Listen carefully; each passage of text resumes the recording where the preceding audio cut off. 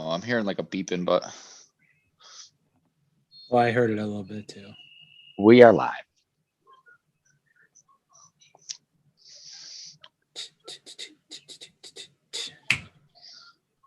Oh, I'm not even there. All right. Cool. We only have 3 of us. It's just for us. All right. To remind us who we are. That's right. Oh, I don't like that that's over there. What? Oh, it might. Okay. No, never mind. Just ignore me. You good? Yeah. Yeah, just minimize it.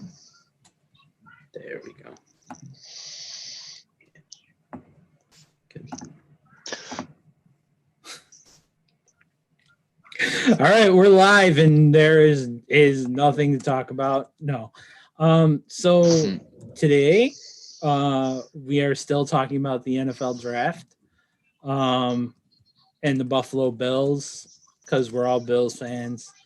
We're gonna roll with this today. So welcome to the 716 live on YouTube. Noah is getting us live. You have Todd and Noah here. You have Game Day CJ, who is Paul's friend, and and we have officially P Dubs, Paul. Exactly. Exactly. Exactly. Paul is CJ's friend too. So Yeah, it's a two-way I'm street. glad that they're- Friendship. yeah, it is.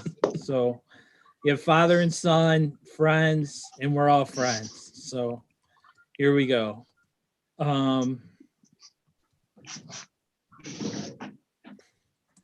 So is there anything to talk about today? I don't know. There's So- got to be something going on this week, right? Yeah, I'm not sure. There's a couple things coming up. We're 2 days away from the NFL draft, which is fantastic because for any football head, it's one of the best times, and it kind of marks the end of the interesting part of football season, and gives us a respite after that. So, you mean to invite you again? Mhm. Close the app. He closed the app. Yeah, I noticed. There we go. Keep. I need to admit you. Oh, okay. I have Belle Biv DeVoe in my head, so sorry, it's weird. So, all right. So here we go. The Buffalo Bills are on the clock at 30. What did they do? Trade up, trade back, make their pick. We're gonna start there. I like it. CJ, what do you think? at 30, I would prefer them to probably trade back if they can get something in the second round, and then I'd be fine with the trade back. If not, I'm thinking one of the top cornerbacks should still be available, but I'm kind of hoping on that, I guess. So I guess we'll find out. Paul, what are your thoughts? I would say that twofold, right? Because I could see two different scenarios playing out. There's the one that I would prefer to see, and then the one that I think is going to end up happening. Okay, so the question was, for those not listening amongst us, the question was, what are they gonna do, or what do you want them to do? One answer. I got to choose one. Then I'm going to go with what I think they're going to do, and I think they're actually going to trade up higher into the first round. And take. I think the ETN trade up for ETN talk. I don't think that's what they would be trading up. If they trade back up into the second round, maybe that's in the plans. I think if you trade up in the first round, it's to either go, surprisingly enough, one of the top 3 wide receivers, or you're trying to land either an offensive tackle or a defensive end. Your top three receivers. Okay, so how high up? I mean, the top three receivers we can all agree on are Waddle. And this is in no specific order, right? So yeah. Waddle, Devonta Smith, and Jamar Chase, right? Yep. So how high up do they have to get? Because they're now saying Waddle is going to go top 10, which Yep, means that's Chase and Smith are going to go top 10. Well, this is what we know so far, right? We know that there's probably going to be 5 quarterbacks that go in the first 20 picks. Easy. 5 quarterbacks. 5? I think 5. I think that there's the 3 that are going to get rattled off 1, 2, 3. And I think if there's one of the top 5 that are still there after New England picks and it gets to Washington, I think Washington takes one too. So I see at least 5 teams taking a quarterback, and I wouldn't be shocked to see a 6th one go towards the end of the first round. But I think if you take 5 quarterbacks off the board in the first 20 picks, you're going to take a couple of the top corners. You got teams like the Cincinnati Bengals who are probably going to go offensive tackle. You've got a couple other teams that are probably going to go offensive line. You're going to have at some point a run on defensive players, because I see a scenario in which the top 10 picks are all on the offensive side of the ball. So then you're going to have a run of defensive I think talent. there's going to be 10 to 12 that all go offense first. Yeah. So I think that there's a realistic possibility that either one of the top 3 wide receivers falls to about 20.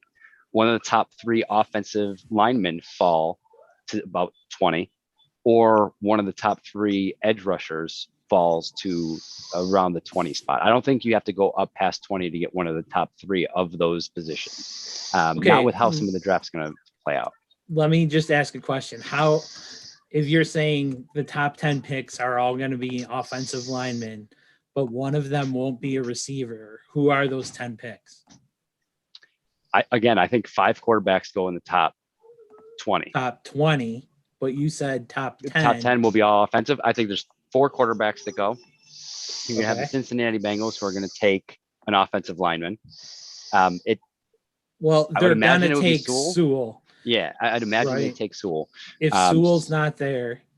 So you already know 1, 2, 3 quarterback. Depending on what Atlanta does, they either take someone like Trey Lance, or maybe I can't see, unless they're trying to replace Julio with the trade rumors, I can't see them taking one of the top receivers. Although that's the first time I actually thought about that in that context. If you could trade Julio before the draft, you'd be really, really in good position to take your guy, even if you trade back a few spots to gain some assets. That's something to keep an eye on. I just think that if you take those 3 position groups I spoke of, that's 9 players. Then you have other positions like safety. You've got linebackers that are going to go. You've got defensive tackles. Wait. We're talking about top 10, all offense. Yeah. So we got the 4 quarterbacks, like we said. The 1, 2, 3 is going to be guaranteed. I think. You think all 4 are going to go in the top 10? Yeah. Oh, 4 in the top 10 for sure. Absolutely, 4 in the top 10. Okay, and then we have Sewell.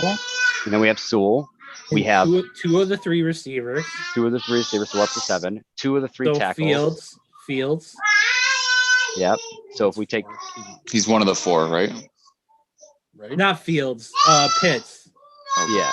And then we have the tight end Pitts. So you throw him in the mix. So that's 8. You're at 8. You said 2 offensive tackles. Who else besides Sewell? Besides Sewell.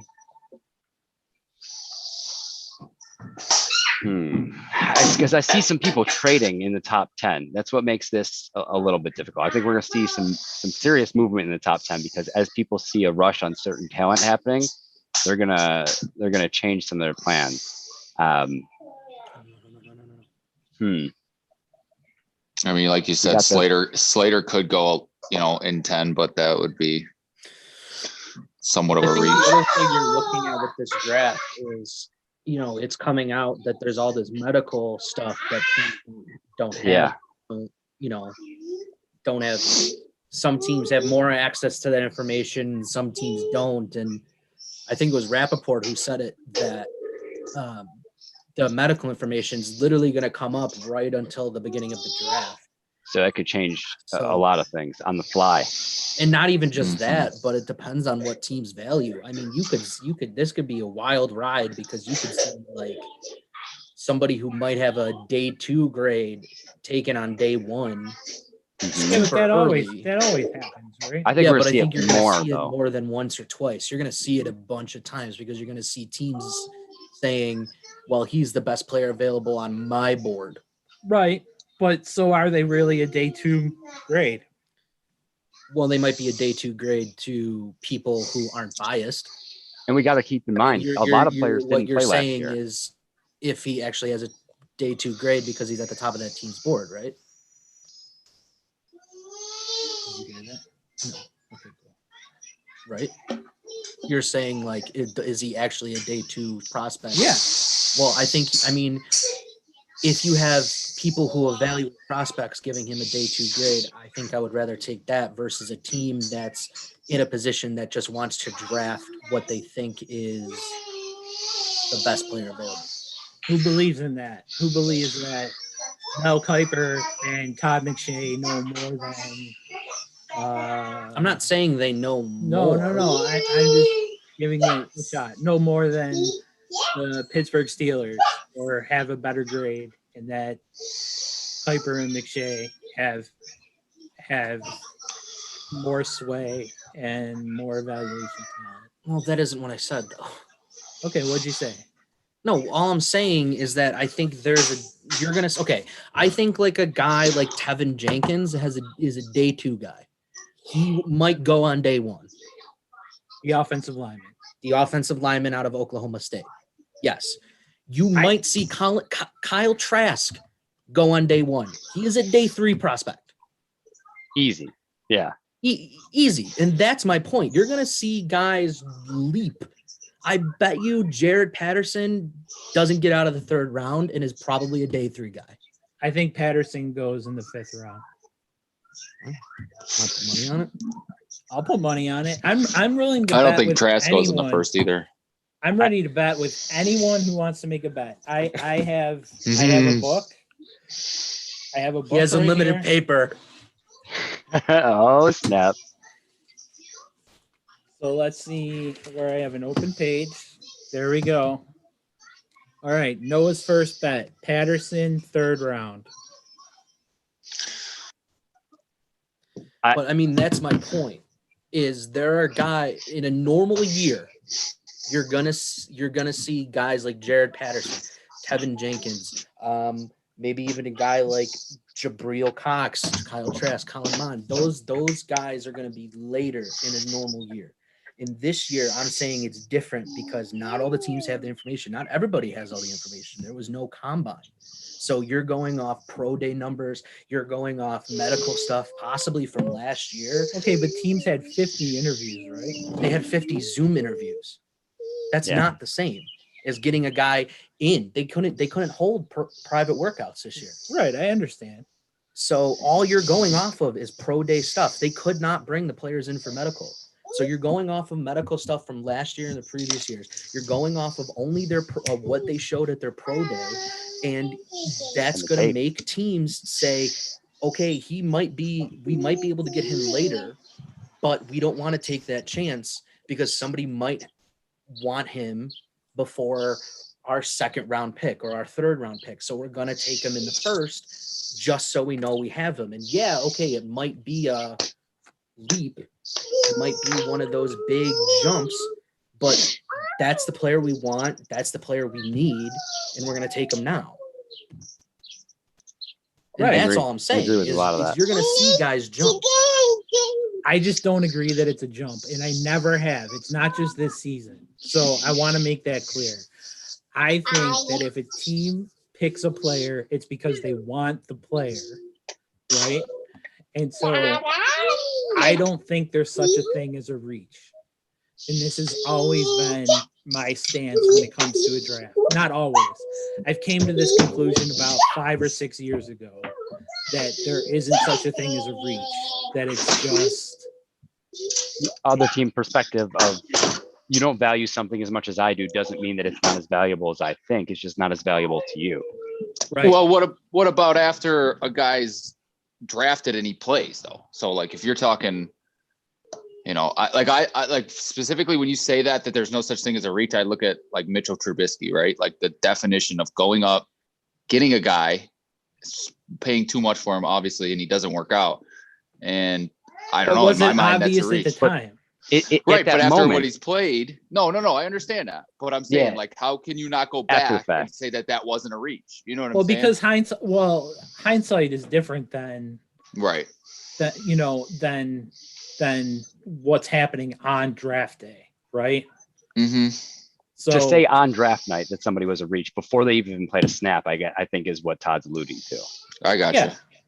Yeah. Okay. Like hasn't played a snap, and because you don't value this player as much as Team X does, and they drafted him at 7 or 8 or whatever the Or case you're is, saying and you had in- him at 30, like it doesn't mean that I reached because your value on him was different Right. than my team's value on him. Right, but Because who's you the have different value? needs and you value different aspects of players and personnel.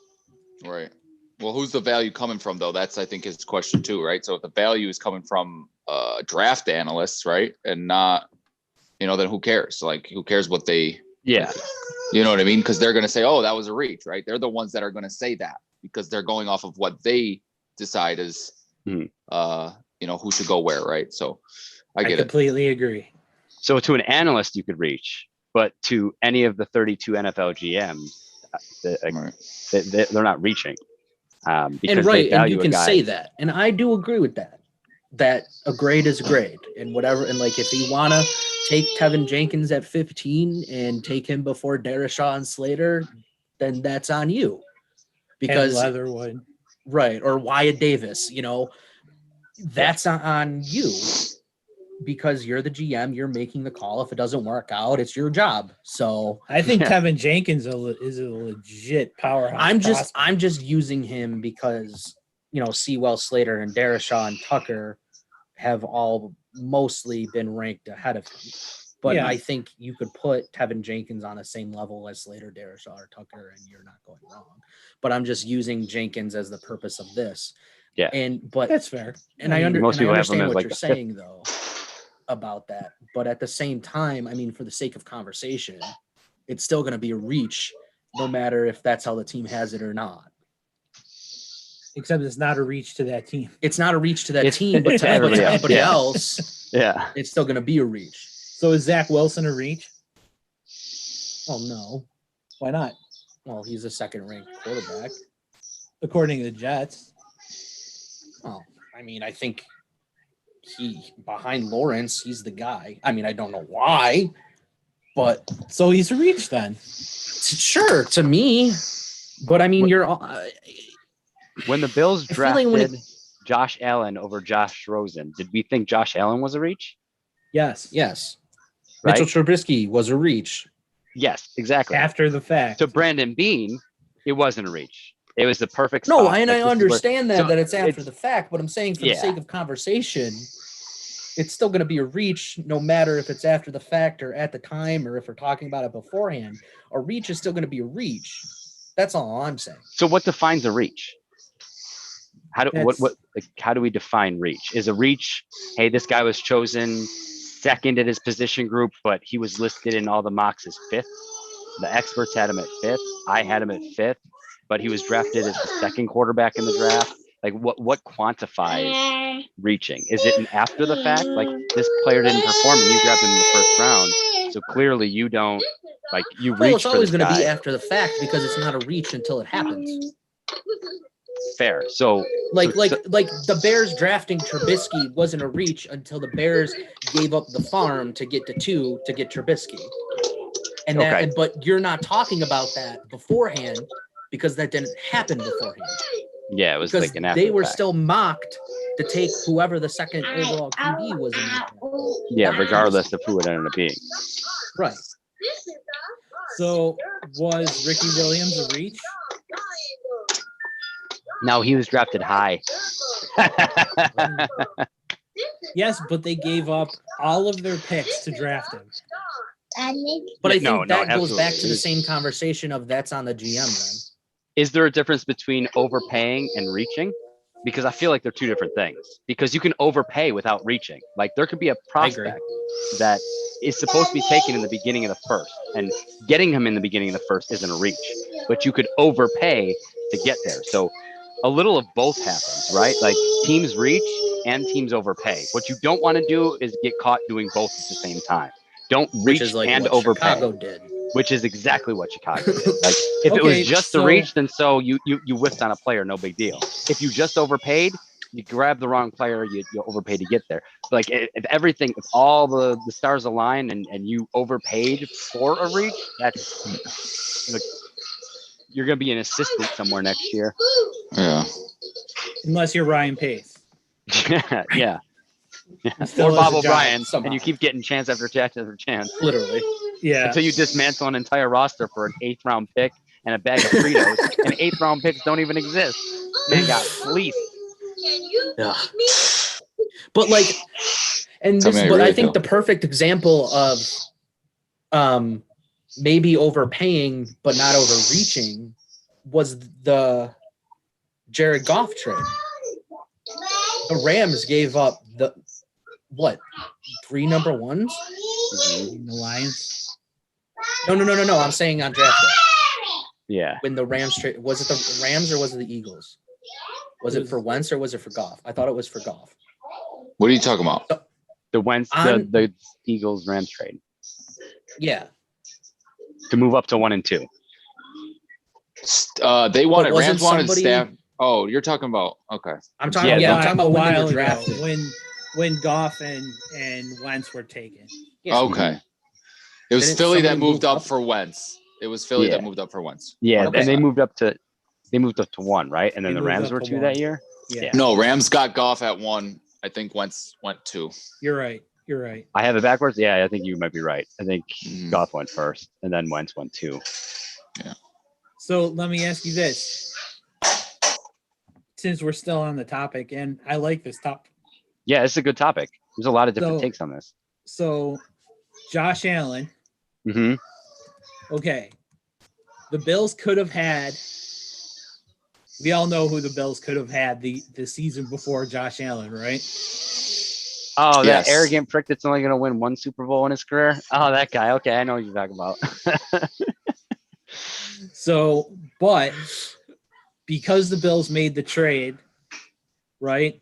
They got Milano and Edmonds out of it.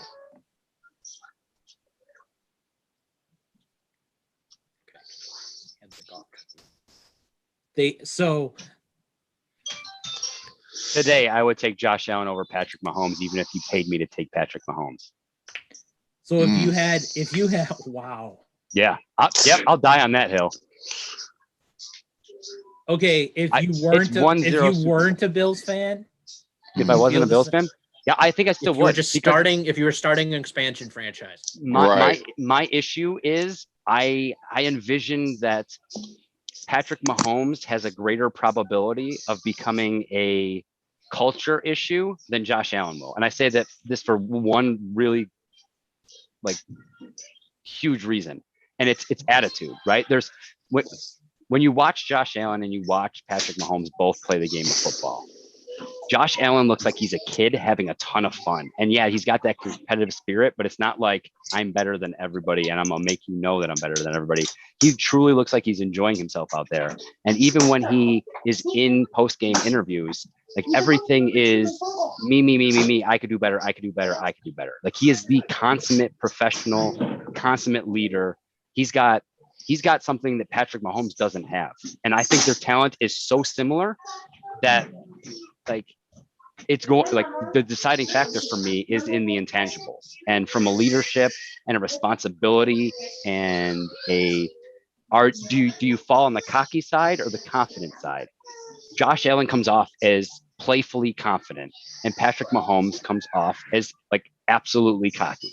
And it wasn't until he made But the it's- run 2 years ago. it's But cocky. It's a cockiness of confidence still. They both have huge. You can't be cocky confidence. without being confident. Like you have to have confidence to reach the point where it becomes cockiness. Like there's nobody in this world that lacks confidence that could ever be cocky and do it seriously and be taken like it doesn't work. It would come off so fake and phony. When you listen to Patrick Mahomes interviews and you listen to the things that he says, if we agree that talent is so close that it is a wash, that we're saying that they're equals, they're probably 1A and We agree 1B on as that? far as talent. I'm is not concerned. saying they're equals. You don't think What? they're equals with talent? I don't. No. I don't think so. Not yet. I was. I mean, if we're writing just down going the based trades purely for off that arm draft. talent, maybe. So But if we're talking about the whole Are package, Allen and Mahomes equals in talent? I'm going to die on that hill too. I That's think that fine. they're absolutely equals as which far is as which talent you is can. concerned. They're not. yeah. Yeah. They're not. So Yeah, you can Make be sure you- wrong. It's okay. make sure when I die on that hill, you guys bring flowers once a year, okay? Again, I think it goes to the aspect of a reach and what a concept of So- a reach is, right? So to Paul, he's sitting there saying that that's his guy, that's what he feels like, right? But Okay. to I other don't mean to people- keep cutting you off, CJ. yeah. Let's let CJ finish and then you. Yeah, can- sorry. No. Go ahead. That's what I was gonna say. That's all I was gonna say. Just Okay. depends on how you look at it, who you're asking about, what you're viewing, like, you know what I mean. So if the analysts say he's a reach, that's what they view it. If the team don't think that, then that's not a reach to them, obviously. But Mhm. you know what I mean. So it's all subjective, basically, is what I'm getting at. Yeah, and that's where, in my opinion, analysts are more there for entertainment value Mm-hmm.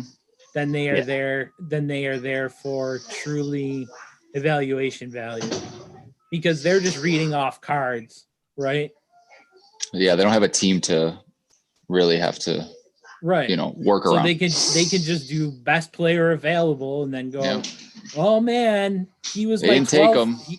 He was the 12th best player available, but they took him at 7. Can you believe Mhm. it? Mm-hmm. Yeah, exactly. Or they should have went this and they didn't. Yeah. Right. Yeah, I got to circle back around to this hill. So before I die on it, I'm curious. Is there You've already something done. that Alan can do? I know. I'm lifeless over here. I'm in dire need of resuscitation. With my last dying breath, I pose this question. If Josh Allen wins the Super Bowl, even if it's this coming up here, let's say it's this coming up here, just for the sake of argument and the sake of this question. Josh Allen wins the Super Bowl this season, and they have both won one. Do we say that they're equal in talent, or do you still lean Mahomes? Like it Win because I another think one. that the win Or- two or and win you're an more MVP. talented.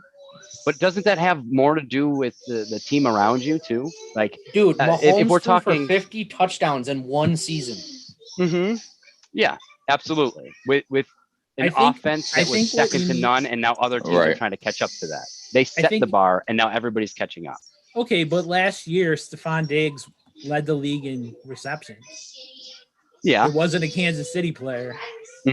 You're dealing with two different offensive philosophies. They're similar, but the Andy Reid offense and the offense of Brian Dable are two completely different things. They share similarities for sure. There's far less deep shots for the Buffalo Bills in 2019 specifically, because if we're talking the Super Bowl run for the Chiefs, we got to go back to 2019. So during that 50 touchdown season, the Chiefs employed an offense that was much different than any offense that the Buffalo Bills have ran in the last 2 years. Now, Okay, but if you talk the Chiefs pure were the physical AFC talent, though, representative for last Yeah. season. yeah, absolutely. He's had success, but does talent always mean success? Well, here's my thing with Mahomes, right? And this happens with a lot of coaches' kids, okay? Or athletes' kids, okay? And Mahomes, I mean, I don't know what you guys know, but his dad played in the majors for like 15 years in Major League Baseball. So, I mean, he was born and bred into major league sports from the time he was 5 years old. Right? Yeah. And so when you're hanging around these kind of players and that kind of thing, like, you're going to learn a different kind of culture than a player who, like Josh Allen, who had to work his way up, right? Had to send out whatever, beg beg for a scholarship, right? And that kind of thing. Yeah, that's why he wins the intangible argument for me over Patrick Mahomes. Oh man, Because of that, like, because you have to go through it that way, because you had to scratch and claw for every single thing. There was no family legacy. There's just you, and you're trying to make a name for you, and everybody's telling you no. I think that just, I don't know, like, that intangible is We all sat here on this very show and said that Josh Allen is a 1-for-1, like he's 1 out of 1. There's not another Josh Allen. And we also went on record as saying there are other Patrick Mahomeses in the world, right? Josh Allen is in a league of his own from a physical standpoint. And if we're I talking think they're strictly both from a physical, unicorns. yeah, they're definitely both unicorns. But if I have to take every aspect of quarterbacking and being a teammate and being a leader and on the field, off the field stuff, if I take it all and come up with a grade for all of it in totality, I give the edge to Josh Allen. If it's in totality. Now we could debate all day long that there's an edge to Patrick Mahomes in certain categories and an edge to Josh Allen in certain categories. But I think if you take all of it as an all-encompassing magical number that you come up with, I think it leans towards Josh Allen because they're so close in the physical traits that the intangibles for me push Josh Allen over the edge of the argument. And So here's what I'm going to say. That's such a Buffalo answer. For sure. In fairness, I and that's not a criticism at all. Yeah. I mean, we're Buffalo fans and we're Gameday716, right? So yeah, I mean, and that kind of thing, but it's totally a Buffalo answer. We root for the underdog. I completely understand. Here's what I'll say though. If you would have asked me this same question a year ago, I wouldn't be saying what I'm saying now. Because certain things haven't come to the surface as traits of Josh Allen until this past season. If you would have asked me after Josh Allen's first 2 seasons and after Patrick Mahomes' first 3, who the better quarterback was overall, if you take every aspect of quarterbacking on and off the field into consideration, I would have leaned towards Mahomes. What Josh Allen did in the 2020 season elevated his stock for me, maybe partially as a Bills fan, but I lean towards Mahomes going into the 2020 season in that argument. Last season changed things for me because I saw things out of Patrick Mahomes and Josh Allen that changed my perspective completely. It knocked Patrick Mahomes down a peg in the intangible department, and it lifted Josh Allen up in the physical capabilities department because he went like 37 touchdowns, used his legs. Yeah, it wasn't the 50 touchdown season that Mahomes has, but again, when it changed the dynamic in my head to where it knocked Patrick Mahomes down a peg and it lifted Josh Allen up to where they were so close now that the deciding factor for me, just thinking from a football mind perspective, not as a fan, if everything else is the same, what's the deciding factor for you? The intangibles are it for me. If you're telling me talent is similar enough to where there's not an overwhelming, leaning one way or the other of who the better athlete is, if it's that close, then the deciding factor for me is the intangibles. And I think with the interviews you see between Josh Allen compared to Patrick Mahomes, Patrick Mahomes loses the AFC Championship or the Super Bowl, and he's blaming all of his teammates. Like he's blaming all of his teammates. I don't care how much talent somebody has. Those kinds of things are the things that are going to make or break how long you can sustain the success that you're having. I have this gut feeling that Josh Allen is going to come out and be really cocky this year. And if that's the case, I'm probably going to alter what I think now because that will knock him back down a peg. Because if he comes down a peg from that level and he starts getting cocky, then because the talent, in my opinion, is so similar, I'm going to go with Mahomes because at least his cockiness has led to success. So unless he's cocky and wins a Super Bowl, we'll be having a different conversation next year. I'll be back to leaning towards Patrick Mahomes because it's fluid. The careers are fluid. Opinions should be. And last year, the opinion was Patrick Mahomes. This year, because of what I saw, the intangibles, the physical characteristics, the success on both sides, now I lean Josh Allen is the more total, complete quarterback. So CJ, could change. CJ, you said earlier that you don't think the talent equates to the two. Do you still believe that? Yeah. Well, the way I look at it is it has a lot to do with what I've seen on the field for both guys, right? So I go like my biggest thing when Paul's talking about both of the guys like being pretty equal, right? Like there's a difference between talent and what you can do on a field, right? Because there's no arguing that Patrick Mahomes is more talented than Tom Brady, right? I mean, I think we can agree talent-wise, like Mahomes is more talented than him.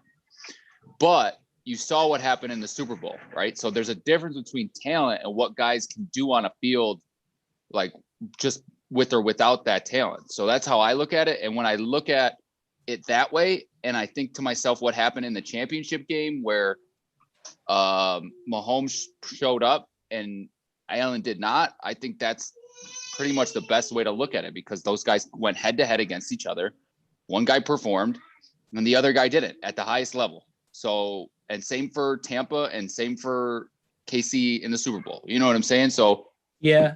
Let me ask a question about Brady and Mahomes' talent. So do you take the ability, so you're just talking physical talent, right? Because mental talent, just physical, just Right. measurables, right? Because like mental is not measurable. I mean, unless you're again talking about like there's things that measure the mental, but they're not always accurate, right? So you can have something that says, oh, he's really, but then he doesn't do as well on field. So yeah. but I think then that was Josh Rosen's. but then that spins back to what Paul was saying about intangibles. So can you measure intangibles? Can you measure intangibles? I mean, you can.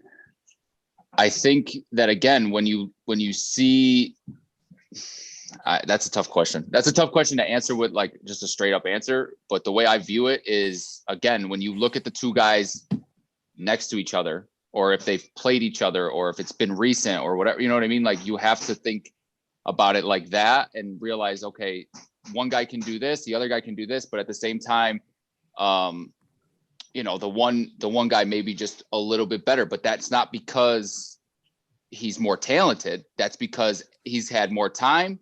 Best life ever. You know what I mean? So that's how I kind of view it. So let me ask Noah this question. Would you rather have Derek Jeter or Alex Rodriguez? Alex Rodriguez. Why? Alex Rodriguez was a better hitter. Better home run hitter. Average wise, you're saying? If that's what he values, then he's right with his choice of the two. Paul? Me? Yeah. I go Derek Jeter because of the mental side of the game. Because I value the mental side of the game more. Because so do you think Brady is better than Mahomes? Oh, without a doubt. If you're asking me, does Brady have more physical talent? The answer is no. If you're asking me, is Brady the better quarterback? Even in his 40s, the answer is still yes. Now, can Patrick Mahomes catch up to that? Absolutely. But he's got another decade plus before he can reach that. Who Tom Brady is now cerebrally, like his mental game, there's not another quarterback in the league that can touch Tom Brady's quarterbacking football IQ. I think other quarterbacks? Aaron Rodgers can. Yeah, I'll give you the Aaron Rodgers argument for sure. Brees. Yeah. Drew Brees, now that he's retired. But yeah, Drew Brees would have been on that short list of those guys that have elite processing power with their mind and how they articulate the game in their head. I still think Brees was a notch below Rodgers. Rodgers and Brady. But I think you still put him in that group. Let me put you. This is how you measure intangibles. It seems like you have a lot to say. So yeah, I want to hop to Noah. Yeah. Okay. Well, I love the intangibles question. Just so you guys know. Can they? I could tell.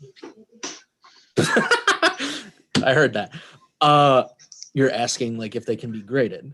Well, you have a lot to say. I saw you go like this. Yeah, I saw you go like this. I'm trying so hard not to because it's very hard for me to not do that. So I'm not doing that to your guys' answers or anything. I'm trying to contain myself. I guess okay. To me, I want to. Okay, there are a couple things I want to talk about. First, I want to go back to the Leap conversation and bring this up. Literally, you could make an argument until last year that Josh Allen was a reach. Yeah, I agree think with until that. last year, Josh Allen was a reach, and it's not because of what was on the board or that, but it was where he was drafted. And to me, that's a reach. You drafted and what up you to gave 7, up to get him. and even though and you gave up what you gave up, and even though Rosen didn't pan out, Rosen was still on the board. And now did Rosen not pan out because of where he went and he didn't end up going to Buffalo? Maybe Rosen comes to Buffalo and he win a Super Bowl in his first year like Mahomes. you just don't know. I mean, you're not going to, because if you have Calvin Benjamin as your wide receiver, then that's different. But I think you could make that argument that until last year, Josh Allen was a reach for us. And, you know, we as Bills fans can sit there and say, well, that's not true. You know, look at what he had around him. But I think if you're looking at it objectively, Allen was not as good as Jackson. Allen was not as good as Mayfield. Allen was not as good as Mahomes in his first year. If you're looking at return, right? Like how quick their return. Right. Like how exactly. Yeah. So I think you have to look at that too when you're making that. And all of this conversation is going to be hindsight, because you don't know the pick until the pick is going to happen. I mean, Dak in that same draft with Wentz and Goff, I don't know if you guys remember, Dak Prescott was selected. 4th round. Yeah. And so Tennessee arguably better and than Cleveland both traded out of their spots to LA. I wanted Philly. Dak Prescott so only bad, guys still on so the did same Bills. team. All right. That's true too. The Bills wanted Prescott, and they were going to take him in the 4th round.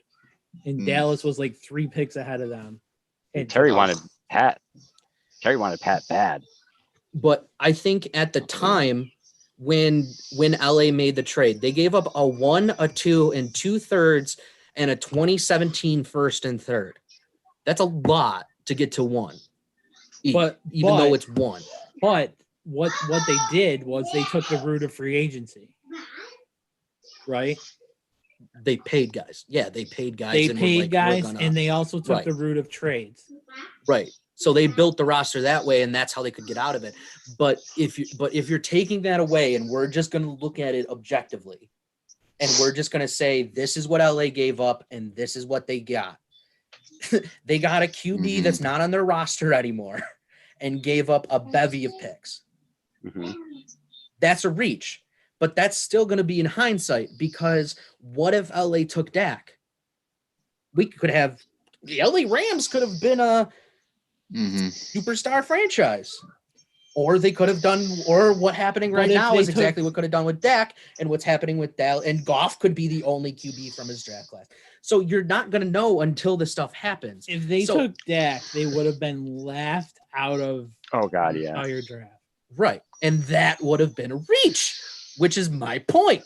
Yeah. But yet that would have been a reach. But at the them. time, Goff was not a reach. Wentz was not a reach. Right. Because they were supposed to go 1 and 2.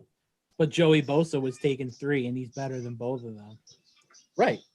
So if we're going to look back at it, and now you're saying Wentz or Goff are a reach. But at the time of the draft, they were not. And that is my point. Okay. Is that you don't know these things until they happen. So you have to still, though, have the conversation. A reach is still going to be a reach until you know that it wasn't. Because we didn't know that Josh Allen could be second in MVP voting until he was second in MVP voting. But the Bills did. Now, is the 7th overall pick of the draft worthy or they felt that way? Second place MVP candidate? Like, is it if he would have done that the first year? QB is the most important position. So, looking back at it now, hindsight, it wasn't a reach, correct? But like we can get into, did we overpay by like packaging stuff up and getting rid of a tackle? And that's a whole nother story. Then I think gets deeply into semantics. But that's just my point I wanted to make about this. Now he was on a reach the Allen and Mahomes debate, I really hope everybody really likes my voice.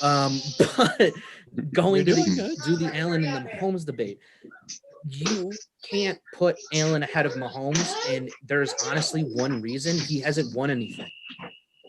He's won 2 playoff games. That's it. Mahomes has been to 2 Super Bowls, won an MVP, got to the Super Bowl in his first year, and his MVP season threw for 50 touchdowns, which Josh Allen has not even sniffed. Which no player had done except for Peyton Manning. Tom Brady. Didn't Peyton Manning do it too? I thought Peyton Manning got 55 one year. Manning. Okay, since no players have ever done. No, Tom Brady and Peyton Manning. No players ever. Except for Tom Brady and Peyton Manning. But I do Um, agree with what you're saying, Paul, that when it comes to the mental side, I do think that Allen is better, but that's because what my dad was saying, Allen had to go through something different than Mahomes did. But Mhm. to even go back to your argument saying, oh, Mahomes grew up around baseball players. Well, so did Steph Curry. Steph Curry grew around NBA players. You're really not going to tell me that people in the NBA are 10 times more cocky than anybody in the MLB? Steph Curry is not a cocky player. Yeah, I But think he could be. I think there's plenty of cocky players in baseball, especially at the time. Especially at the That's time. true. When Mahomes was up there, When because that Mahomes- was Yeah. steroid when era. Mahomes went it. Yeah. So, But so if Josh Allen were to win the Super Bowl this season, would it be because he had more talent than he had last year, or would it be because of other factors? Like, would it be Well, because I he think became he- more talented over the offseason? I think it's because if Josh Allen wins the Super Bowl this year, it's because he has more talent. And I think the only reason we can say that is because of Josh Allen. Josh Yeah, Allen that's true. He's like his own. Josh Allen is the Best only litmus test. QB to improve their completion percentage and show that being accurate isn't just a trait you're born with, but a trait you can be taught. Yeah, and it changes the Well, dynamic. which they for all argued quarterbacks. against so much, and the analysts said, "Oh, you can't. Right. You know, he's off. He throws Yeah. off. He throws off. You can't change that. He's stuck Right. with it. You know." You're stuck with it. He's a project QB. You're never going to change his accuracy. His Yeah. completion percentage is going to float around 60% to 55%, and that's what you're stuck with. You can change him into a solid starter, but he can't be anything better than that. That was what they said on draft day. Yeah. Now, is Now it? you have articles coming out saying I was wrong about Josh Allen. And the I only love seeing reason it. we know that people were wrong, and the only reason we know that quarterbacks can be taught things, are because of Josh Allen. Now, are you going to value that over Patrick Mahomes? Because Patrick Mahomes is the stereotypical running QB. I mean, he's like Russ, but better. In my eyes. Okay. There's I some feel things that like- Russ does better, but I think overall you're on the right track there. I don't know that I would quantify him as a running quarterback though. Okay, he's not a running quarterback in terms of He's like a Lamar mobile- Jackson, but mobile he can guy. still run. So Right. I would say that him and I- Allen, when it comes to running, are the same. I think Mahomes and Allen, what they both do better probably than most QBs in the NFL is throw accurately on the run. Yeah. But Mahomes still has to be able to run for that to succeed. Like if you're about to roll Tom Brady out of the pocket and say throw on the run, good luck. Well, yeah, because he's Yeah. gonna take 3 steps and get killed. Yeah, he's not fast Right, enough. because he doesn't know how to run. I think Are he you knows how to constantly putting run. a Well, he spy knows on how to Patrick run, but he Mahomes, though? doesn't have the speed. What That's was a that? very good point. Are you going to put a spy on Patrick Mahomes all game long like you will against Josh Allen? No, because you have to spy Travis Kelce. So you think it's their personnel, which then leads me back to one of the original points I was making, in which the makeup of the team and the team philosophy has at least a small amount to do with quarterback success rates. Yes, And if but we're I gonna don't think quantify Josh talent Allen with goes into success- that Mahomes position and throws for 50 touchdowns, gets an NFL MVP, and gets to the Super Bowl and wins in his first season. Not his first season, because he was a much more raw talent for sure. He's still a work in progress. Now, So, Have we seen- if Josh have we Allen was much seen- more of a raw talent and much more of a raw prospect, doesn't that mean that Mahomes is better? it means he Because was. he came out And of it the means gate that better. gap is closing. And how high is the Patrick Mahomes ceiling compared to the Josh Allen ceiling? Because have we seen the Patrick Mahomes ceiling? One would No. say that it was probably the 50 touchdown season. How much better than that are you going to get? I don't know. I think You won the throwing- Super Bowl. You had I think another chance throwing at it. You didn't do it. left-handed on the run. Yeah. Okay, but that's one play versus. So he's done like- that numerous times. I mean, But He's what fallen I'm saying is, down, made how a much- 30 or 40-yard throw. Like, you know. Okay, If Mahomes isn't at his ceiling, he's close to it. And don't I think so. that the Josh Allen ceiling is, you can't calculate it just yet, because So- he's doing something that's never been done. So we don't know where that cap is. Like, we don't know what the Josh Allen ceiling is, because he's yeah, but I doing- don't. like, but I his don't ceiling think was, hey, just you because can't be we more don't know accurate. what the Josh Allen ceiling is, we can say that he's better than Mahomes because we don't know his ceiling. right, he may have hit his ceiling. Who, Josh? Yeah, So the thought would may be have. that, yeah, absolutely. Well, what you said, Paul, was that you're claiming that he hit his peak because he had his best season so far. You're saying for Mahomes.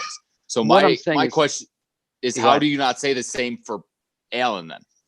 For Josh Allen, because Right. again, Josh Allen is doing something. So Patrick Mahomes' numbers year after year have gone down, right? Since the 50 touchdown season, Okay.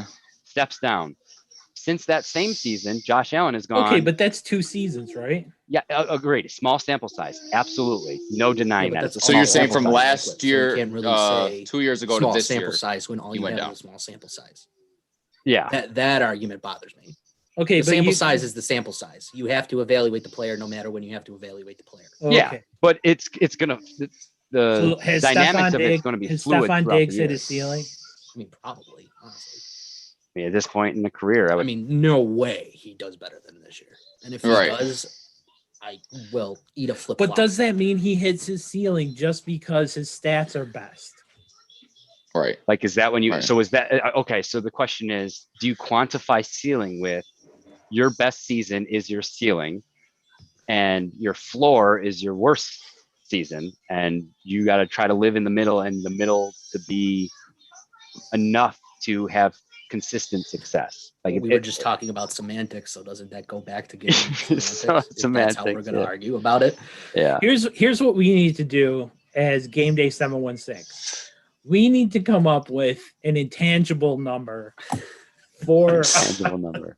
an intangible, and then we need to start posting it and Everywhere. charging people for it, and just make it up. We can The figure out intangible what we index, wanna do. II. Yeah, I. Right. Yeah. Or What's that guy's II? Oh yeah, through the roof. Draft him number 1 overall. It's crazy. I think the only way you can't. I don't think you can measure intangibles. What I think you can do is you could visualize and you can sense the effect that those intangibles have. Case in point, 2 of the Buffalo Bills' 5 starting offensive linemen took less money to stay with their guy. How many of Patrick think Mahomes' that's- linemen did the same? Now, I'm not saying that a lot goes into that, right? A lot goes into it, but it could be I one think, like, indicator 3 of of an them intangible. Well, Like, yeah, I know Mahomes himself took a lot less money. to Well, yeah, he these did. other He things, took- and that's huge absolutely. for And morale and that's a check in his box for intangibles, right? You're going to be willing to restructure what you need to keep a team around you. But That's Kelsey a plus in Kelsey his took less money. I think whoever their Jones. tackle is, one of their left tackle took less money. I know that. Well, they Didn't cut I him. thought they lost like 2 or 3 guys? They did. Yeah, but then they replaced him with Joe Thuney. Yeah, that's true. That's an upgrade. The guy from the Raiders, didn't he go there? The Mhm. center. Gabe. Oh yeah. well, didn't Brown just go there, or wasn't that? Orlando Brown? Yeah, Was that Orlando Brown Casey? was just traded there. Okay, Yeah, he was traded there. That's what it was. And That's they what I got rid of they don't have a first round pick. So they now. That's upgraded, right. Yeah. even though. Yeah. Yeah. Well, did they overpay? No, I'm just kidding. Right. Well, it depends on how you see the intangibles of what Orlando Brown brings to them. What Yeah. are What's his Orlando Brown- II? Well, how many games What's his did he win II? for the other one? Yeah. That's awesome. One day we're gonna figure out how to quantify II, We and need to. we are going to redefine analytics as it's known today. I don't care how far he could throw the ball. What's his II? His II. Right. Yeah. That's all I care about. I don't care about his 40 time. What was his II? Right. Wonderlic? Exactly. No. All 4 of us Fan. are going to What's be at his the draft II? next year. You're not allowed to say that. I gotta be muted. But Yeah. We put you around the horn. All right. Yeah. No, Is but he still muted? I think to wrap Yes. what? He's still. I muted. put myself in timeout. I kept. All right, there we go. I was about to say. He gave himself a timeout on top of the timeout just Yeah. for that comment. I mean, my II is through the roof too, and I knew. I'm about to that, say, like, dude, your intangibles, dude, mistakes are were made. up there.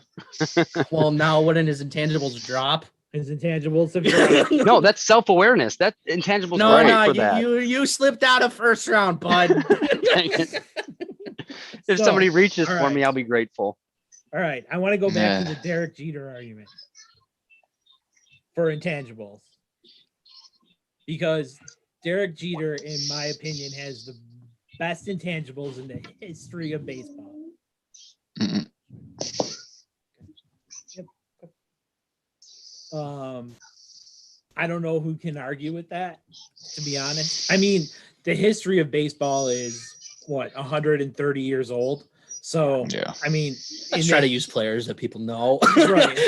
I don't want to sit here and go Nap LaJoy was amazing. Was Shoeless because he Joe had- Jackson? Okay, everyone knows Shoeless Joe, but I mean, there's a ton of guys. Oh, that yeah. Hank Greenberg was amazing because he, whatever. But I would say like at least for my era, because I'm older than everyone else here. Derek Jeter has intangibles that no one else has. Like Trout. Mike Trout doesn't have intangibles. Mike Trout has talent. Okay. Ooh, I like the talent But versus don't- intangibles argument. Okay, but don't intangibles and talents go hand in hand? No. So you can just have good intangibles but no talent. So are you saying that Yeah. Derek Jeter had no talent?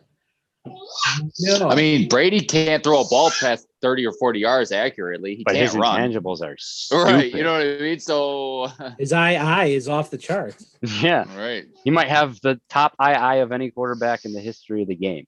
He probably does. Currently. Him and Rodgers. Now, Them two. Okay. you can argue that there are players with more talent in the NFL right now than Tom Brady and Aaron Rodgers. But you take their decreasing talent levels and you pair it with an II score that is just Okay, but if you're gonna have good intangibles but no talent, you're not gonna get anywhere. Well, okay. Let's swing this back full circle to Josh Allen. Okay? Because we're saying Josh Allen has a very high intangible rating. And that it's the intangible rating that makes him work incredibly hard to get to where he is. Right? without that II, he wouldn't have made those jumps. He wouldn't have done something that nobody's ever done in the history of the league. Or realize Right, the potential of his talent. Okay. without- Hold on.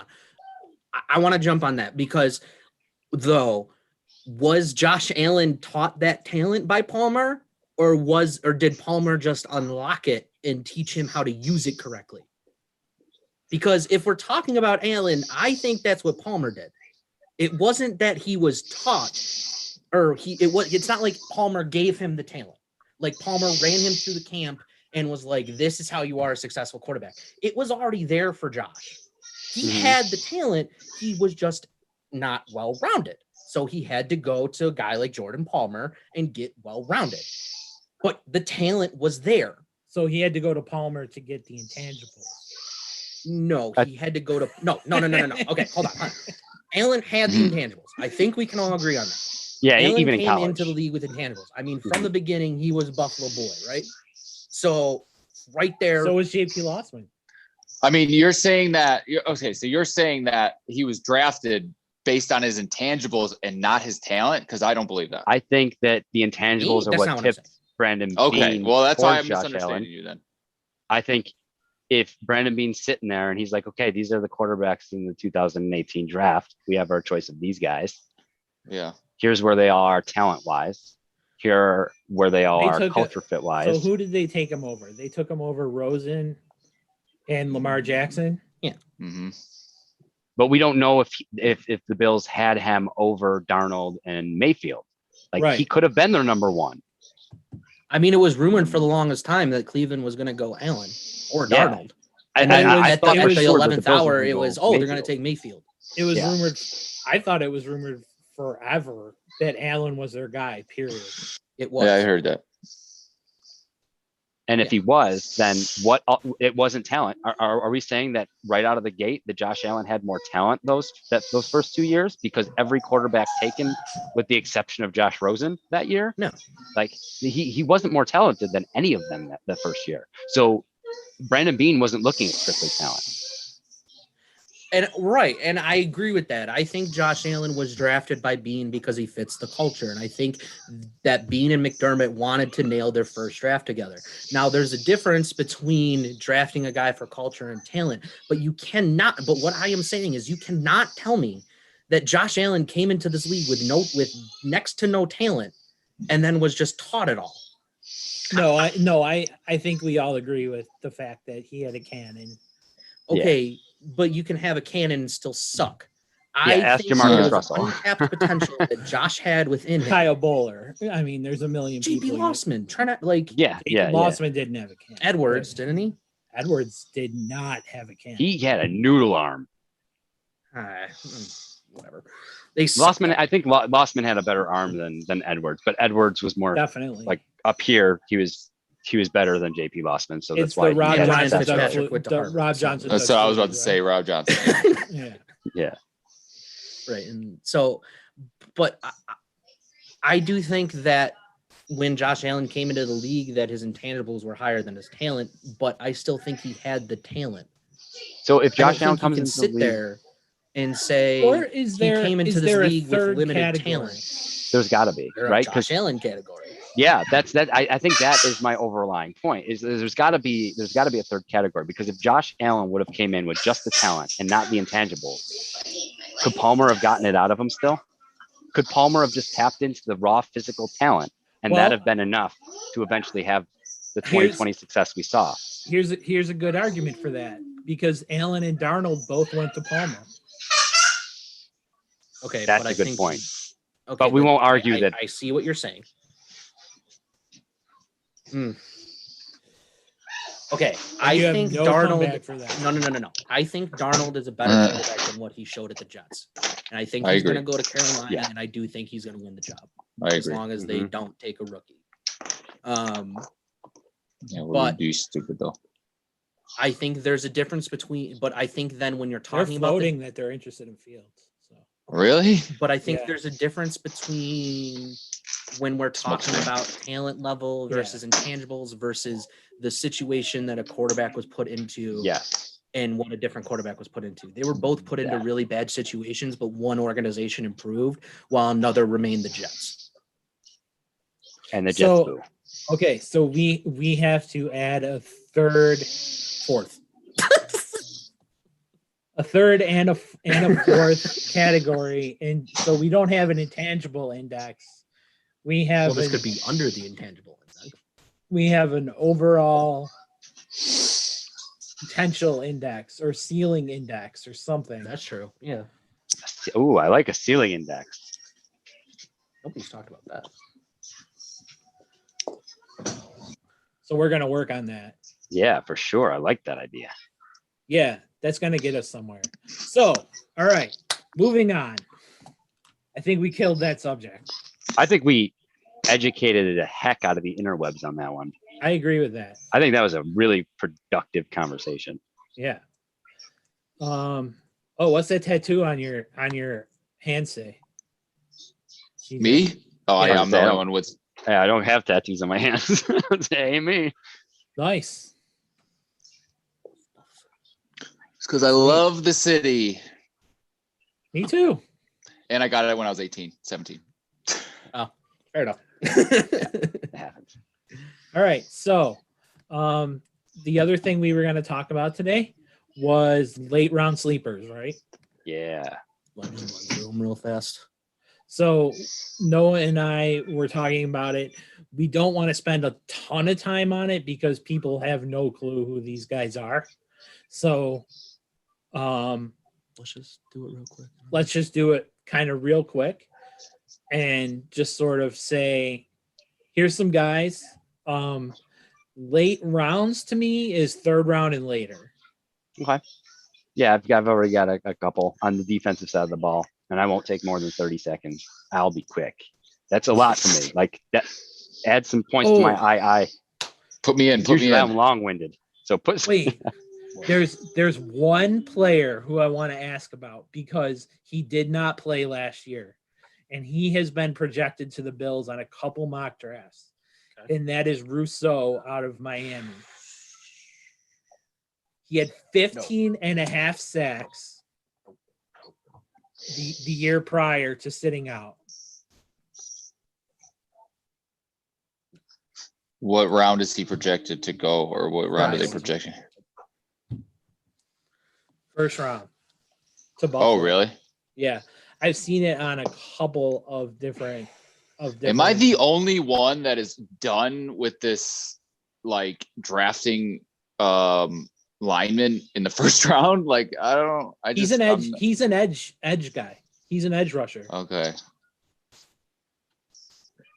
I'm for it if the talent's there. Like, you know what I mean? Like, I don't mind linemen in the first round as long Apparently, as the Bills have talked to him 3 times. I don't like it for the Bills this year, but yeah, I don't. For a team that over the needs it lineman in more, the first round. like I'm not like saying, hey, boycott linemen in the first round. I'm saying avoid it. Like, you know what I mean? Like, obviously, someone there's like the going to be Bengals other can. people. Right. Like the Bengals I'm are with the you. exception this year. Like the Bengals have to. If they don't, they made a dumb pick. And they better be right. Right. You know what I mean? Or you'll, yeah. Okay, so what about ETN? Boo, don't want him. Just going to be honest. Don't want him in the first. Second, fine. He's not gonna drop to the second. No. I don't I know. want Yeah, I don't know. him, but I like him, but I don't. This is a situation where, like, you know, if that's Bean's guy, he's got to reach to get him. Right? It's going to be a reach to get him if that's your guy. Will you overpay? Time will tell. Right? If he rushes for 1,000 yards this season, is anyone going to tell Bean he was wrong? No. Like, but if he ends up another Singletary, another Moss, then yeah, we're having the same conversation. Yeah. So I think he's going to be a reach. Whoever, if ETN goes in the first round, it is going to be a reach, because I just think that time and time again we keep getting proven. There's far more guys that are taken in the second, third, fourth, and fifth rounds that pan out as elite running back talent than first round. Elite? I'm with you. I would say in the last 15 to 20 years, more second round or later running backs succeeded than first round. Well, maybe not elite, but definitely serviceable for team or whatever. There's more that were drafted later than in the first round, obviously. So there's a bigger selection of running backs that were drafted in the second rounds and beyond. But I think it proves that, like, you could find elite running back talent outside of the first round, where that's not necessarily the case for other position groups.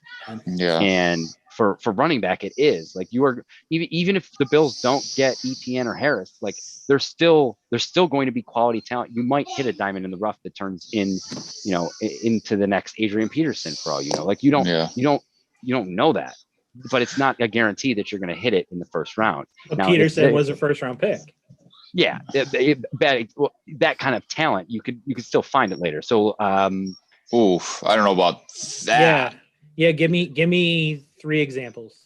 3 examples of late round running Adrian Peterson talent, but after the first round. Adrian Peterson, Derrick Henry. Well, Derrick Henry was a second round pick himself. So he was what? Derrick Henry was a second round pick himself. So was he really? Mm-hmm. So I like Aaron Jones as a good example of a guy to get like 5th round. You know what I'm saying? Has that elite breakaway speed and has just fit perfectly in that. You know, so maybe not elite like Adrian Peterson, but, you know, for your scheme, I think you can easily find a guy later on than early, or, you know what I mean, as far as running back. I can't disagree with that. I just think running back is becoming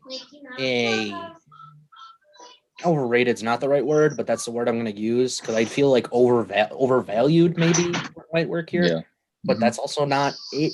But, like, you have too many running backs that can do the same thing, that can give you the same type of production for teams now, honestly, to use a first round pick on a guy.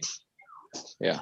I still struggle because I mean, honestly, the last draft that a running back was taken, it was last year. But before that, I mean, was it Zeke? Well, what? That was 3 years ago? 4. Yeah, 5. Well, it was the 2016 draft. So however Mixon, you want to use the years on that. Wasn't first. Dalvin Cook. Yeah, Dalvin Cook was when was Mixon drafted? Derrick Henry was 2nd round. Chris Carson was a 7th round. Well, there's another example. Marlon Mack, he's not elite, round. But Joe Mixon, 2nd. Joe Mixon 2nd. Okay. I've been asking for elite guys who. Okay, match but I think Adrian okay. Peterson. There's a difference between finding a next generational talent in the later rounds versus finding an elite talent. You can still find an elite talent at running back because that's been shown. But I don't think you're going to find an Adrian Peterson guy because he was a generational talent. You are not going to get another Adrian Peterson for 20 years or whatever. 30, maybe even. Yeah. So you're not going to find a generational talent unless you take him in the first round. most likely. Well, so you're But saying you can still find. so because he's drafted in the first round, he becomes generational? No. Okay. No, Well, that's I'm what not that's what saying it that. sounded like it was alluding to. Okay, I just want to make sure. I just don't think you can find a player of That Peterson's caliber. talent Yep. Gotcha. outside of the first round. I'm with it. Right, unless I you got get lucky and stumble on it, like the Patriots did with Brady. Mm-hmm. Right. But again, you can look at running backs that are supposed to be elite, all round talent. And that's what I was saying was you can still find an elite player in rounds 2 and on that's at the running back position. I mean, Derrick Henry, Dalvin Cook, Alvin Kamara. If you want to go back further, Terrell Davis was a 5th round pick. Mike Davis was undrafted. We don't count him. No. Mike Davis was undrafted. Was it Philip Lindsay? Mike Davis does not suck. He had 1,200 yards and replaced for McCaffrey. Bo Jackson was taken in the 7th round. He's like 32, but yeah. Thurman Thomas wasn't taken to what? 3? 2nd round, right? 2. Okay. Well, he wasn't taken to the first round. It's in the Hall of Fame. You can still find elite running back talent at the. There's a difference. Okay, there's a difference. Okay, there's a cutoff point where running back value switched. Okay. Yeah. There was definitely. Well, right. It was so I mean, we can go back and say Franco Harris was taken in and because the value's different now comparatively. I understand what you're saying. I mean, so I would love to do this maybe during the dead season where it's only baseball going on. In a couple months. But I would love to redraft some of these drafts. Yeah. Ooh, that sounds fun. Yeah, I like that. That'd be cool. You know what I mean? Yeah. Because I think that would be really interesting. We'd show. I would be interested to see. Over the years. Yeah, I would be interested to see who got the most right. If we went back after, if we redraft and then checked it. Yeah, I like that Yeah. idea. Don't look at it unless you have it memorized and you're crazy and you're Rain Man. No. But unless you remember every draft in the history of drafts, that'd be cool to redraft past drafts based on where we currently value those players and then compare it to where they were drafted that year. I think that'd be really interesting to see just how, and then to talk about, did we put this guy in the first round as compared to him getting drafted in the second round because of his talent, his success, the intangibles he's shown throughout this part of his career? It'll be really interesting to see why we put people where we put them. No, I love that. I love when they do that. With Dak, you know what I mean? Seeing him go from the 4th to the 1st easily. I just saw that. I mean, I brought that up because I just saw that and they had Dak going number 1. Oh, wow. That's funny. In that, because NFL.com does that all the time. Yeah. They redraft. Yeah, they do, but we can do it. We can do it too. We'll do it better. It's fine. And those guys, somebody different, but yeah. We'll do it better than NFL.com. So exactly.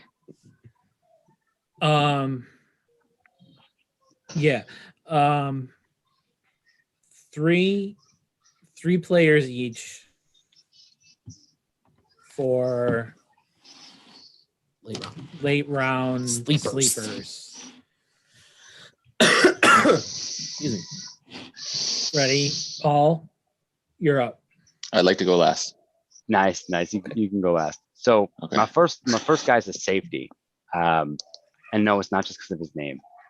Divine Diablo from Virginia Tech. Because he's a big boy, right? I think that he could fit into that big nickel role rather nicely. And I'm not gonna, for the big nickel position, he's not gonna be on the field every snap, right? It's going to be situational. We had Dean Marlowe in that role a little bit. Having a big body safety that It could we need a backup safety now because Dean Marlowe's gone. So we got Jokan Johnson, but we need somebody else. So late round safety, I really like Diablo just for the sheer size that he could play down in the box. He's got the build of a linebacker. Like he's not the quickest guy, but his intangibles are said to be through the roof. His football IQ is high, and it kind of makes up for the lack of natural agility and speed, I would say. Doing. So, Okay. Sorry. You know you're on camera, right? I know. I couldn't reach my pen. and then I have two corners. Paulson Adebo from Stanford. The thing about Paulson is that he. Okay, I thought that was me freezing. Didn't have a ton of interceptions, but Taron Johnson is great. I see Paulson is more of an inline DB than an outside guy. So I don't really have a ton to say on him, but I think he's probably going to be a later round pick, but could still turn into something rather decent. And then Shakur Brown is who I have my eye on if we don't go corner early. If we don't go corner early, I'd like to see us grab him. One for he's on the smaller side. But I don't think that necessarily takes anything away because I think he has the Josh Allen-esque effect where it's like he's been told that because he's undersized that he can't do certain things in that position, that he's just proven that he can, despite the limitations of only being I think he's 5'10". So he's not a Smurf by any stretch of the imagination, but he showed out. I thought he did really well. He was first team All Big Ten last season, and I think that he'd be a good fit to compete with Dane Jackson and Levi Wallace. So all three of my guys are defense. Noah. Okay. So the first one might be a little bit of a surprise, especially for how I ripped him in the group chat. But Kellen Mond might be somebody in the late round because I have a really good feeling that Jake Fromm will not be on the roster next year because I think he's going to be used in either a trade-up scenario in this draft or will be traded. He'll either be used up in a trade, and honestly, I think he just won't be on the roster opening day. So he'll be traded at the draft between now and training camp or on cut day. That's what I think. So I think looking at somebody like Kellen Mond to bring in maybe to compete with Fromm at that position, maybe get him 6'7", quarterback out of Texas A&M, had a bad start to the season, but kind of came on later on. So, that's the kind of somebody to just take a look at as a guy to hold on to. My next one is a linebacker, and that is Jabril Cox out of LSU. He's not like him a lot. Yeah, same. He's not big, but if he were to bulk up a little bit, he could do really well in a 4-3 outside edge rusher position, which No, go ahead. Which, we run a 4-2-5, right? No, I think we run base. We want a base 4-3. Okay, so he would fit in that defense, and really all he needs is that rounding out. He needs to be in kind of the right situation with the right coach, and I think you've seen guys like Levi Wallace, Taron Johnson, even Dane Jackson take that leap with this defensive staff as well. You also saw it in Milano and the guys who came in for Edmonds that I can't think of, but AJ Klein I think is a perfect example. Dotson, somebody who came in. Yeah, Dotson. Thank you. So he just kind of needs that. He's not fast, but his pursuit is ridiculous. He's probably top 5 in pursuit, and he has long arms, so he can reach. His issue though is getting off blocks and that kind of stuff that you get with late round guys. So it's not like he has anything huge making him a no. My next guy is a guy that I love, and that is another linebacker, Charles Snowden out of Virginia. And this is another guy who I'm strictly taking because he's 6'5" and runs a 4.6. So he had 5 career tackles for a loss and 15 sacks and 15 pass breakups. Like I said, he's 6'5", but he weighs 245, and he's an off-the-ball linebacker. So that edge kind of guy that the Bills are missing, he might be able to fit in well, and being 6'7" is really nice. So I like that. I like that. That's I some really, really really valuable like depth pieces. I would not mind either one of them guys in the late round. I kind of would like them over maybe anyone but Diablo. yeah, I mean, and they say the same thing on this website that they do about Cox, where all he needs is the right coach, and he needs to add some strength, and he'll be fine. Hey, we He'll be might a know starter. we might know a coaching staff if it's that Bill. Exactly. So Yeah, I did. I totally think did. you have 3 guys here that are all the same, where if you put them in the right position, they can become something. So I think that's what the Bills kind of want to go for later on. And I think those 3 players fit that mold. I'm Sweet. done. I like it. I like it. Guess it's my turn, huh? Who you got for Take us? it away. All right. So my first one is Tommy Tremble, a tight end out of Notre Dame. Love him so much. He is a complete player. He can block. He didn't catch the ball a lot, but he can definitely catch. He has a very high opinion of himself, which I like for a lower round pick. And so that's my first one. My second one is Zach Davidson, a tight end out of Central Missouri. Noticing a theme. He is 6'6" and something like 240 something. So I would really like to see the Bills get a tight end who's tall. And I think that he would fit that mold because he's 6'6", like I just said. And then my third sleeper, well, I kind of had to, but I guess he's not really a sleeper, is Kenneth Gainwell, the running back. I think he's from Iowa, right? But I guess he's not a sleeper because he's supposed to go in like the second or third round. So I'm going to skip him and go to Malcolm Kuntz out of Buffalo, who's 6'2", 249. He ran a little slow, but he is a very good pass rusher. And he does, despite his slow 40 time, which I think was like a 4.7, he has shown that he can get to the quarterback. Yeah. So those are my 3 guys. So CJ, you're last. Okay. All right. Better be good. Yes. First guy I'm going to go with is Jarrett Patterson. Yes. Running back from Buffalo. I'm here for it.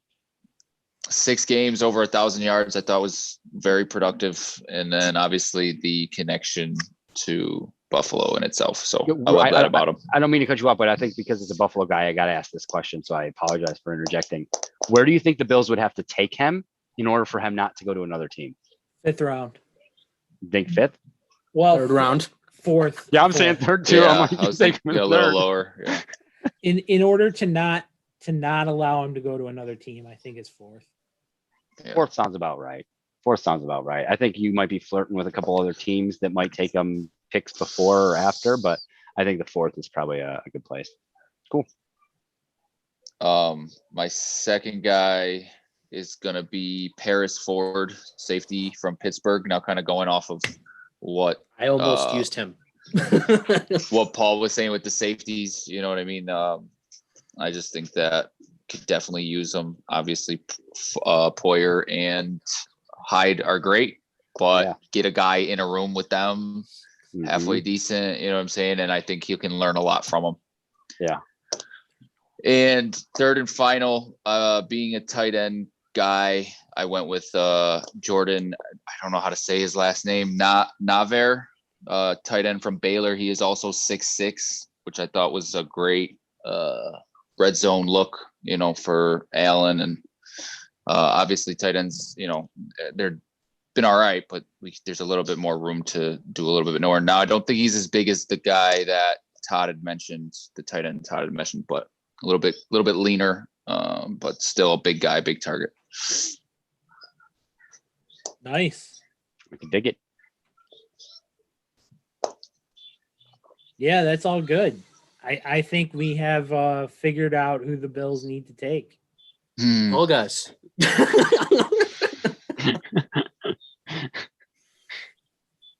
I mean, I liked CJ's, I liked Paul's, I liked everybody's. So I mean, I think. Yeah, I'm not gonna lie. think, I liked yours and I best, think- Noah. I'll just keep it 100.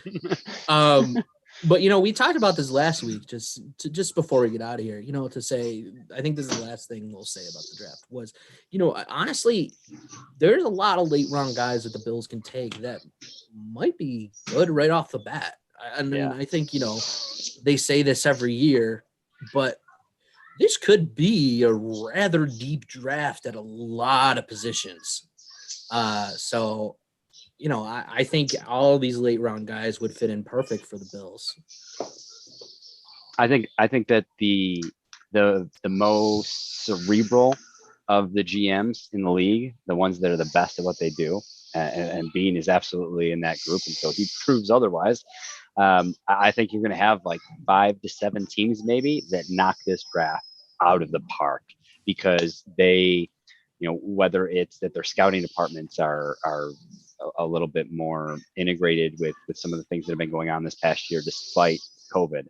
I just think that there's gonna be a handful of teams that we see find some diamonds in the rough, that there's gonna be more diamonds in the rough in the late rounds this year than in other rounds, because again, to go back to the value thing and kind of pull it all together, teams are gonna have guys valued on so many different levels. Like, Buffalo might have a guy valued as a second rounder, and the Chiefs might have that same guy valued as a third or a fourth rounder, and it's gonna be more of that than ever before. Yeah, I think so too. And I should have done top 5 or something. Well, that's okay. Because we're looking at some now and going. Yeah, we're looking at guys like Anthony Schwartz, the wide receiver who ran a 4.26. Yeah. Out Maybe we of should have done Auburn, 5. and Rondale Moore, who ran a 4.29 out of Honorable Purdue. mentions. Honorable mentions. Honorable mentions. Exactly. Yeah, I like Josh Palmer out of Tennessee too. So I like Cade Cunningham. I mean, it's another deep wide receiver draft, but for this time, it's guys who are fast in the slot versus guys who are on the outside that are fast. So give me a guy fast in the slot that can learn from Beasley for a year or two, and I think And then Anthony take Schwartz over. is that guy there. But let's wrap it up. all right, go ahead, Noah. All right. Well, this was the episode that it was. So we appreciate you for listening to the end. We really appreciate you guys for coming on. No matter how many viewers we have, it really does feel good to be listened to. So we listen to each other, but you guys add to it. Well, yeah, you guys we appreciate you guys doing this with us too. But, And we appreciate you guys having us. There's just a lot of appreciation going around. There is a lot of appreciation. Yeah. It's a great and thing. We're an So. appreciation podcast. Sure. And we appreciate so- Brandon Bean. That's true. Yeah.